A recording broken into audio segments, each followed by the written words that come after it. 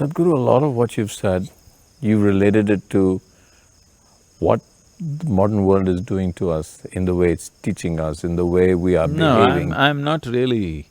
See, there is no such thing as modern world and ancient world, okay? At every time in society, there is a certain set of people who are trapped in their own logic. And they think anything outside that is insane. Every generation thought somebody was modern, somebody was conservative, somebody was liberal, somebody was conservative, like this.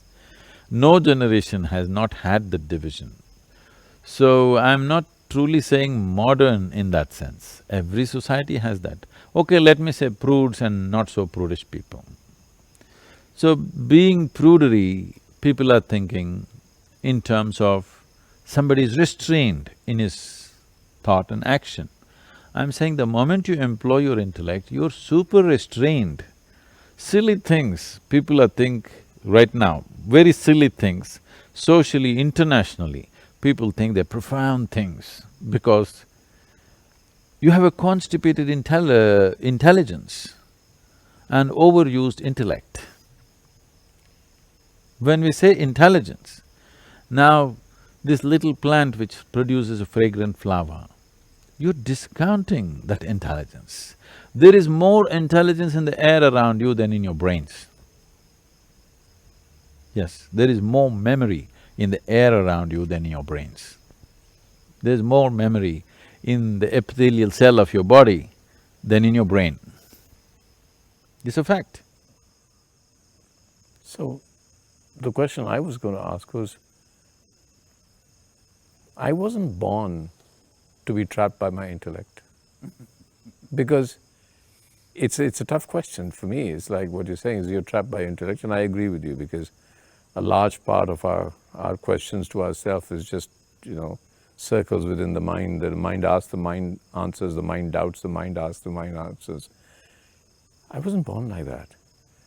And what you're saying, are you saying that is not the natural way to be? And if it's not the natural way to be, why did I become like that? Because there is no such thing as human nature. Being a human being means it's a flux.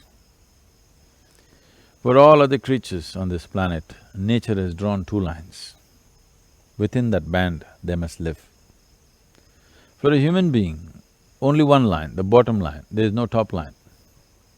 So there's no description of what is a proper human being. There's no definition like that. Everybody thinks everybody else is wrong, isn't it? Yeah. Because there is no definition that this is what a good human being is. People are always trying to arrive at it. But when you impose the definition, all you will get is rebellion from many places. Every generation tries to arrive at what is a good human being, and the next generation comes and says, that's rubbish, that's not what the way we want to be, and they want to be some other way, just to beat this, the trap of that, and they create a new trap. A new trap looks like freedom because it's a new place. After some time, you know the pain of that, and then you want to create a new one.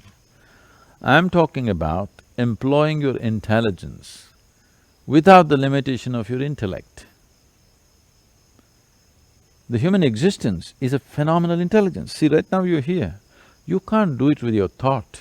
You can't conduct your breath with your thought, you can't beat your heart with your thought, you can't make your kidneys and liver work with your thought, can you? No. They're way beyond your thinking process, isn't it?